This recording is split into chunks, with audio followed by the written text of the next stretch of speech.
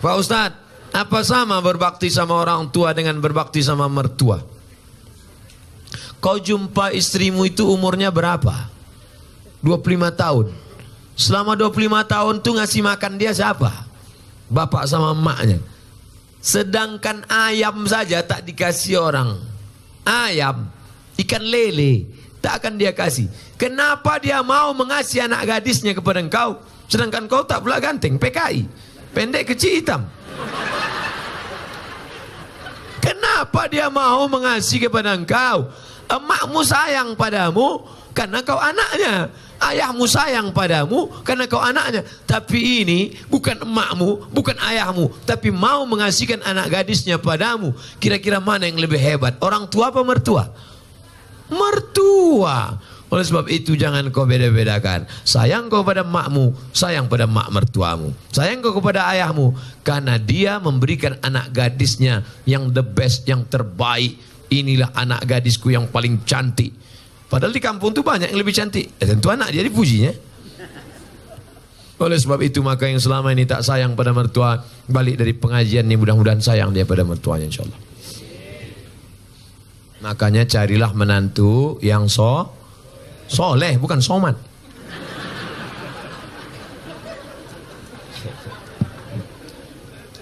Ustadz, kalau pergi ke Mekah untuk haji tapi uangnya pinjam dari bank boleh apa tidak?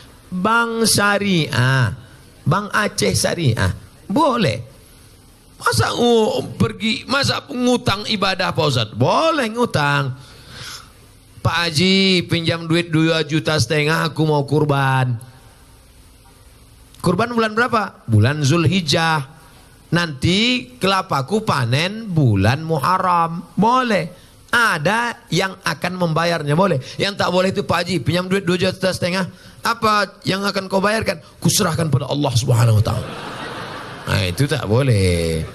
Misalnya kau PNS, lalu pergi kau ke bank syariah. Lalu kata orang bank syariah ini akadnya murabahah, nanti dapat bantuan. Sebelum berangkat sudah lunas. Saya tidak tahu di Gayo Lues. Kalau di Pekanbaru Riau, store 2017 berangkat 2031. 2030 malaikat maut datang. Insya Allah, mudah-mudahan kita bisa berangkat haji insya Allah. Ada satu kabupaten di Indonesia miskin susah, tapi jamaah hajinya terbanyak. Bupatinya cerita ke saya, Ustadz Somad, ini kabupaten miskin, tapi jamaah hajinya terbanyak. Loh kok bisa gitu Pak Bupati? Orang kampung kalau tanam padi, pas nanam itu mau pergi haji, mau pergi haji, mau pergi haji, mau pergi haji. Pas dia nanam karet, mau pergi haji, mau pergi haji. Disampaikan Allah niatnya. Yang kampung lain enggak, mau kawin lagi, mau kawin lagi. Sampai juga. Sampai juga. Insya Allah bisa dua-duanya insya Allah. Ustadz ini cerita kawin aja. Untuk memanas-manasi ada yang belum nikah. Bukan untuk saya untuk apa? Ada kawan kita belum nikah. Ustadz, di keluarga orang tua saya cuman saya yang muslim. Alhamdulillah. Mudah-mudahan saudaramu dapat hidayah insyaallah. Jika saya siap sholat langsung panjatkan doa untuk ibu saya. Sahabat tidak Pak Ustadz? Nabi mendoakan non muslim. Apa doanya? Allahumma hdi qaumi fa innahum la ya'lamun. Berikan kaumku, adikku, kakakku, emakku, adikku hidayah supaya mereka bersyahadat asyhadu an la ilaha illallah wa asyhadu anna Muhammadar Rasulullah. Hukum seorang istri minta kepada suaminya imam sholat, tapi suami tak mau. Nah, ini laki Fir'aun ini.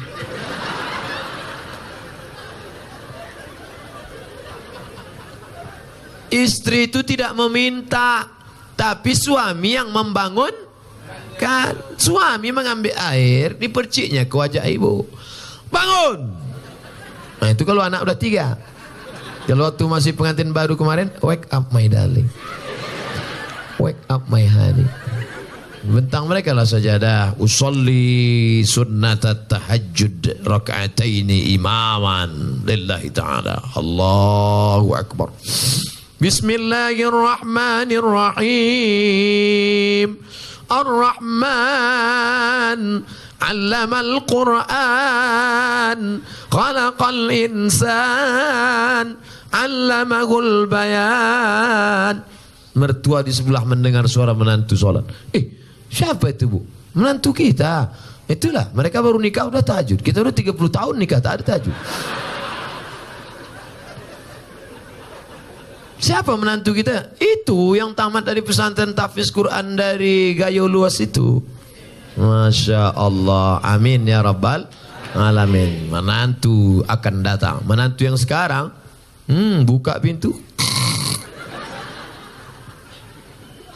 Mudah-mudahan suami-suami yang belum sholat, mudah-mudahan selesai pengajian nih sholat dia. Ustadz Somad, dulu kusangka kalau nikah sama dia aku bahagia. Pas dia datang meminang, ayahku bertanya, kau PNS? Golongan 3, Pak. Apa peganganmu? Itu kunci mobil. Punya kau? Punya abangku. Tapi tak lama lagi mau aku beli itu dah. Akhirnya kusangka nikah sama dia bahagia, Pak Ustadz. Ternyata sudah 2 tahun, 3 tahun menikah, tak ada kebahagiaan. Gimana rasanya? Macam tidur sama babi hutan.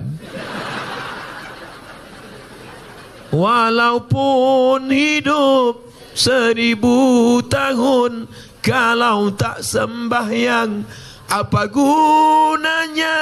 Walaupun hidup 1000 tahun, kalau tak sembahyang. Ibu nanti kalau ngayun anak gitu, sepohon kayu daunnya rimbun, serta buahnya, walaupun hidup 1000. Kata laki, kau nyindir aku ya? Rupanya laki tak sembahyang. Laki hantu.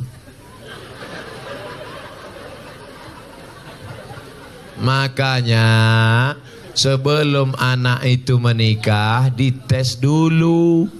Ustadz, anak saya ini dokter, orangnya lembut, baik, jilbabnya panjang, sholat gak tinggal. Saya takut menantu saya tak sholat. Gimana cara ngetesnya Pak Ustadz? Kata jamaah, menantu ibu itu mana orangnya? Ini Pak Ustadz.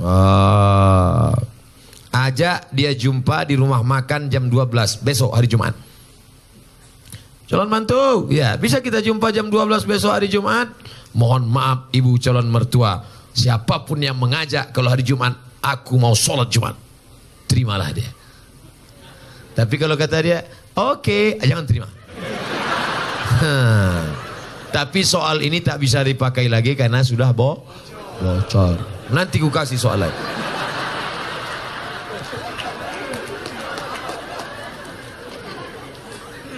Orang dulu kalau mencari calon menantu, besok, Pak, saya mau minang anak Bapak. Besok kau datang ke rumah saya maghrib.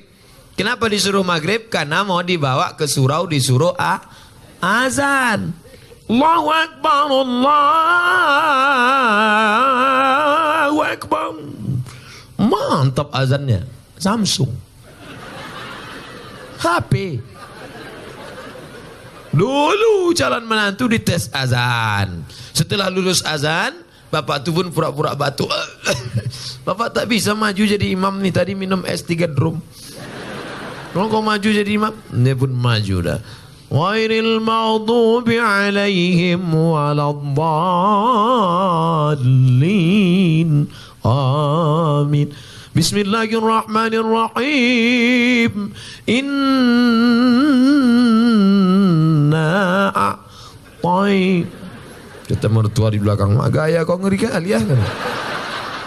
Sangkan tak ayat apa tadi? Rupanya itu juga. Tapi jadilah daripada tidak sama sekali. Makanya kalian yang muda-muda ini latihan jadi imam. Latihan jadi imam. Kalau latihan jadi imam jangan langsung sholat isya. Jadi imam tuh latihannya zuhur dulu. Zuhur tuh modalnya takbir aja. Allahu Akbar.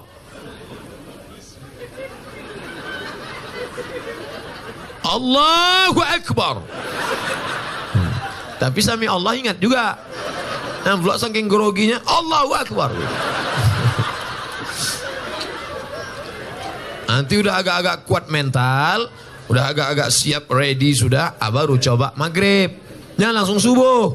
Subuh memang 2 rakaat, tapi kunut panjang. Maghrib lah mulai coba. Bismillahirrahmanirrahim. Ini sembahyang apa MTQ? Tapi yang paling enak tuh jadi TNI Polri. Kalau kita TNI Polri, calon mertua mana berani nanya kita kan? Datang kita, kau sembahyang apa tidak? Bukakan aja pistol tuh.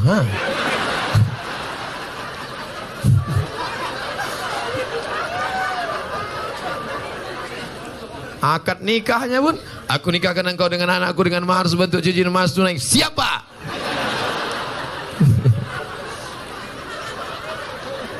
Ustadz Somad yang saya muliakan, ini pertanyaannya bagi saya sangat besar maknanya. Seorang ibu hamil duluan, baru menikah. Bagaimana status anak tersebut? Perempuan yang hamil duluan, baik sebulan, 2 bulan, 3 bulan, 4 bulan, 5 bulan, 6 bulan, 7 bulan, dinikahkan, nikahnya sah. Nikahnya sah. Buka nama kitabnya Al-Fiqhul Islami wa Adillatuh. Nama penulisnya Syekh Wahba Az-Zuhaili dari Suriah, Damaskus. Dekan Fakultas Syariah Universitas Damaskus. Jadi Pak Kua tak perlu nanya, ini berapa bulan? Itu bukan pertanyaan Pak Kua, itu pertanyaan dokter. Nikahkan saja. Aku nikah. Dari bunyi tangan calon mertua itu bisa kau tebak itu sudah hamil duluan apa tidak. Kalau yang belum hamil itu lembut dia. Hai menantuku. Itu belum hamil tuh. Tapi kalau hei menantu, aku nikahkan dengan tunai. Usah kau kesini lagi. Aku pijakkan aja muncung kau. Nah itu udah hamil tuh. Nah kalau sudah hamil dia, nikahnya sah. Nanti anak lahir tak usah diulang lagi. Sah. Yang jadi masalah anak nanti lahir tidak boleh pakai bin bapaknya. Pakai binnya siapa? Bin maknya. Bin Fatimah, bin Aisyah, bin Khadijah. Nah, kebetulan nama maknya Tilan. Bin Tilan lah.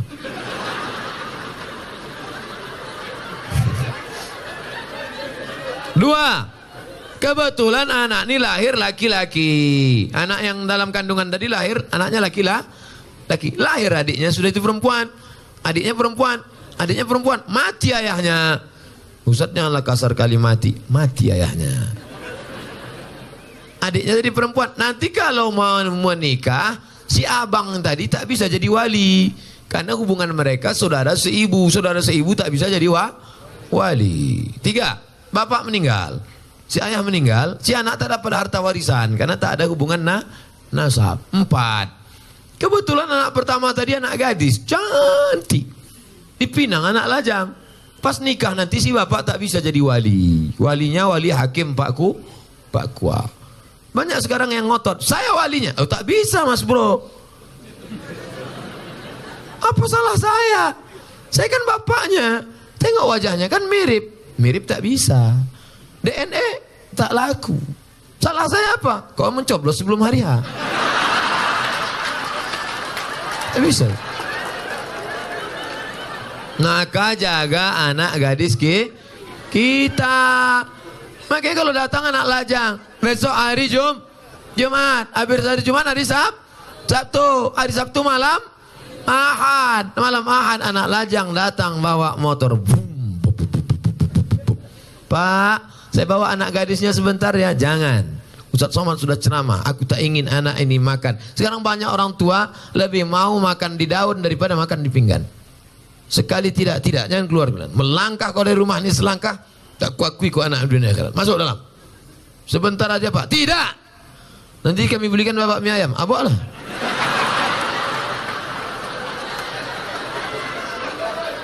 Semangkuk mie ayam lah pula harga anak gadis kau. La ilaha illallah Muhammad Rasulullah. Ibu juga harus sepakat sama bapak. Kalau bapak sudah mengatakan tidak. Sebentar aja, tidak. Sekali tidak. Datang istri dari belakang. Kasihlah bang, kita dulu lebih parah dari itu lagi. Inilah yang membuat anak ini rusak. Kalian pun yang lajang-lajang. Ini pakai motor, udah dibawa, bonceng sana, bonceng sini, bonceng sana, bonceng sini, gembong masuk angin. Yang mengandung 9 bulan 10 hari laki-laki apa perempuan? Perempuan. Yang melahirkan meregang nyawa laki-laki apa perempuan? Perempuan. Yang ngidam muntah-muntah laki-laki apa perempuan? Perempuan. Maka jaga kehormatan kalian adik-adikku, anak-anakku. Jaga. Tak ada harga kalian. Sekolah aja bagus-bagus. Yang lajang-lajang, jangan kalian pacaran. Tak usah kalian pacaran. Emangnya Ustaz dulu tak pernah pacaran? 4 tahun saya di Mesir tak pernah pacaran. Kalau tak percaya tanya sama Ustaz Fadil. Tak pernah Ustaz kan?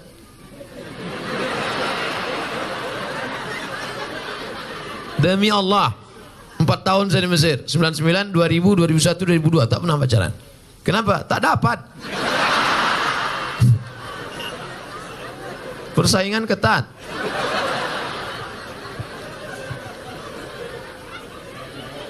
Assalamualaikum. Tapi setelah pulang, selesai saya S1 Mesir, saya lanjutkan S2 Maroko. Habis itu saya pulang 2008 saya pulang, lulus PNS, mengajar, Ustadz. Coba tengok komen-komen. Nih lajang-lajang yang asik pacaran.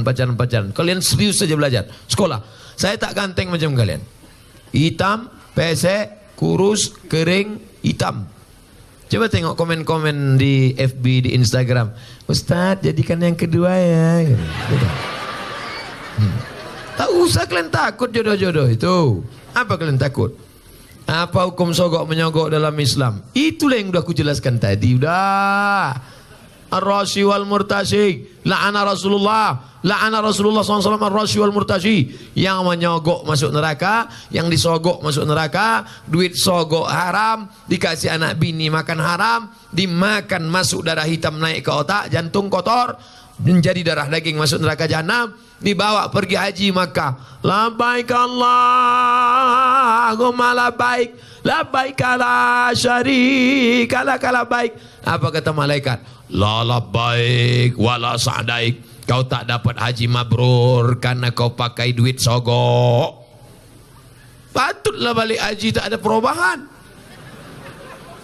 Heran aku dengan Pak Haji ini Pak Ustaz. Dulu sebelum berangkat haji bercelana pendek, balik haji tak bercelana sama sekali. Tak ada perubahan. La ilaha illallah Muhammad Rasulullah. Kalau udah terlanjur gimana Pak Ustaz? Keluarlah dari PNS. Ustaz ngomong aja enak. Kalian tanya aku jawab. Ustaz, saya punya abang yang menyusahkan orang tua. Menyusahkannya berjudi, mencuri orang tua, menggadaikan kereta. Sebagai adik apa yang saya lakukan?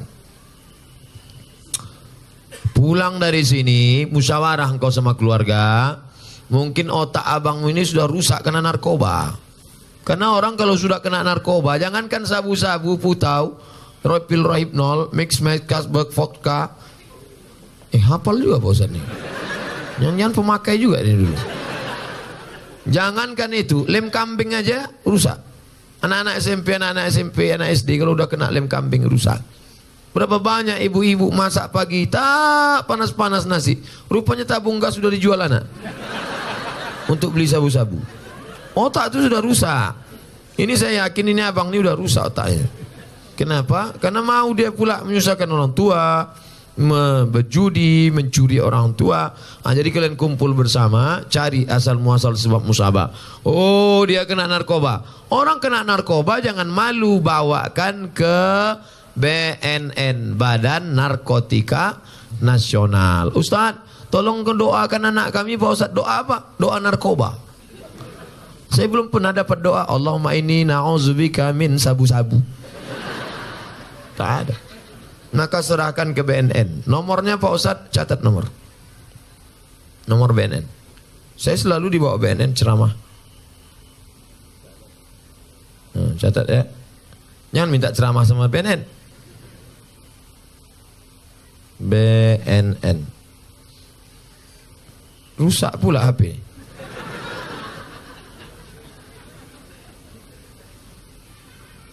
BNN. Catat. 08 08 13 11 44 2193. Nanti rekamannya ada. Telepon dia. Nah, nanti anak bapak tuh, adik abang tuh ditangkapnya. Tangkapnya bos. Banyak yang berterima kasih.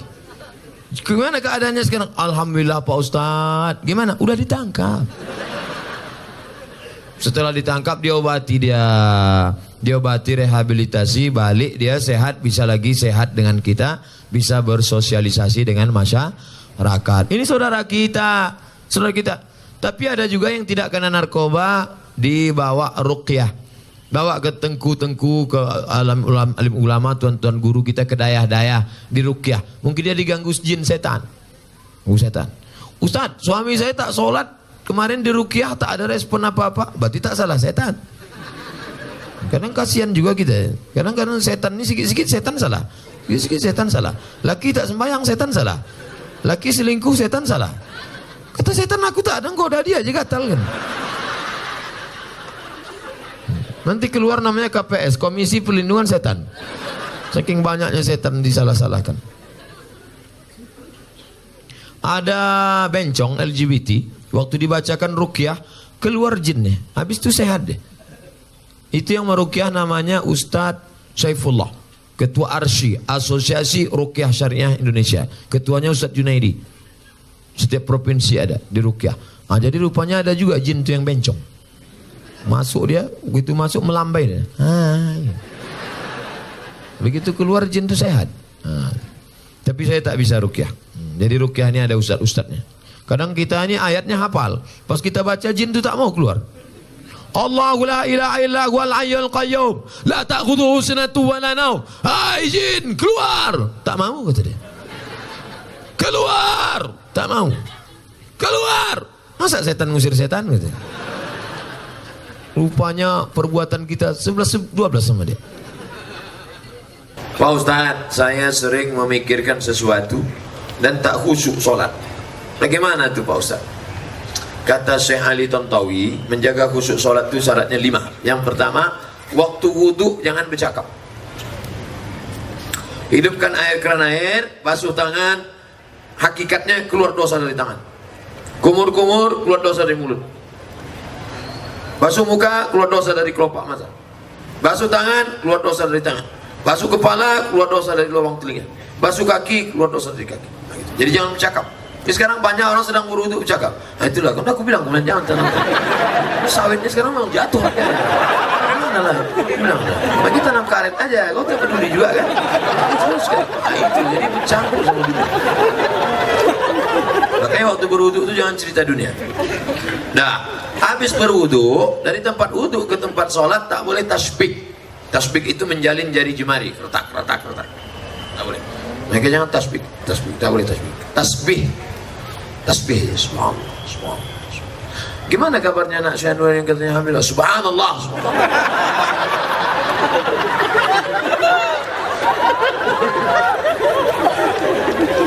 Jangan tasbih. Nah, yang ketiga, menyambut azan. Allahu Akbar, Allahu Akbar, Allahu Akbar, Allah. Hayya 'alas shalah. La haula wala quwwata illa billah. Jadi jangan ngobrol sedang azan. Jadi kalau ada yang ngajak kita ngobrol waktu sedang azan, kabarnya si anu jadi acara Allah. La haula wala quwwata.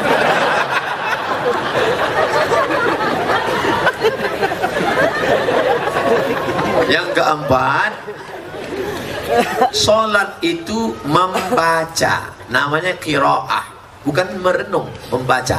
Maka dibaca, inna sholati wa nusuki wa mahyaya la syarika lahu.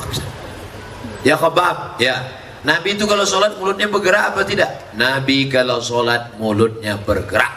Dari mana kau tahu mulut Nabi bergerak? Bittirabih liyati, ku tengok jenggotnya bergoyang.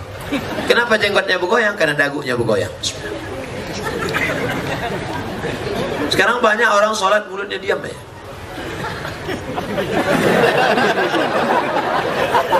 Apa dipikir?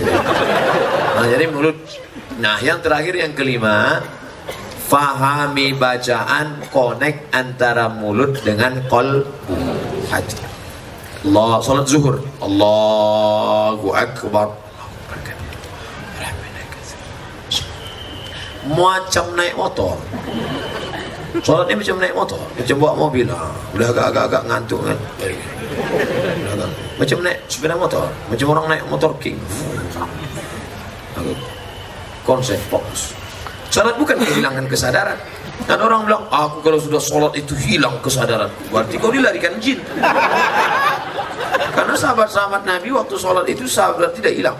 Mana dalilnya? Ketika sahabat sedang sholat, tiba-tiba Nabi datang. Waktu itu Nabi sakit, imamnya Abu Bakar. Datang Nabi waktu sahabat sedang sholat, maka sahabat memukul tangan. Pukul tangan mau ngasih tahu Abu Bakar, karena tak mungkin ngomong kan, mungkin Abu Bakar itu ada Nabi datang. Menunjukkan mereka sadar, terbuka matanya. Sholat itu mata dibuka, bukan ditutup. Dari mana dalil sholat buka mata? Uqtulul aswadaini fi sholat, bunuhlah dua yang hitam waktu kau sedang sholat. Waktu sedang sholat bunuhlah dua yang hitam. Apa itu? Ular dan kala jengking. Macam mana kita tahu ada ular kala jengking kalau mata tertutup? Tutup. Tiba-tiba terdengar suara berbisik. Apa? Rupanya ular anaconda. Mata dibuka. Makanya kalau kita sedang sholat, misalnya habis potong karet di hutan setelah sholat, di depan potong karet itu ada sumur tua. Tiba-tiba datang, entah dari mana datang orang buta mau masuk. Tengok, jangan tengok aja, tolong dia. Biarkan masuk. Tarik tangannya, tarik, selamatkan dia. Maka sholatmu tidak batal selama tidak ngomong. Jangan ngomong, jangan ngomong. Pak, jangan jauh sini lagi. Sholat bukan kehilangan kesadaran. Siapa bilang sholat kehilangan kesadaran? Sholat sadar tidak hilang, kita tetap sadar, tapi connect dibacakan at-tahiyatul mubarakatuh salawatut thayyibatu lillah, assalamu alayka ayuhan nabiyyu wa rahmatullahi wa barakatuh, wassalamu alayna wa ala ibadillah salihin, asyhadu an la ilaha illallah wa asyhadu anna muhammadar rasulullah, Allahumma salli ala sayyidina Muhammad wa ala ali Muhammad kama sallaita ala Ibrahim sampai habis, fil alamin innaka hamidum majid. Lanjut lagi, Allahumma ighfir li ma qaddamtu wa ma akhartu wa ma asrartu wa ma a'lantu wa ma asraftu wa ma anta a'lamu bi minni antal muqaddim wa antal muakhir la ilaha illa anta subhanaka inni kuntu minadh zalimin. Allahumma inni a'udzubika min adzabi jahannam min adzabil qabri wa min fitnatil mahya wal mamat wa min syarri fitnatil masiihid dajjal. Allahumma inni ala dzikrika wa syukrika wa husni ibadatik. Assalamualaikum warahmatullahi. Allah memberikan kekhusyuan, kita berusaha menyiapkan cawan.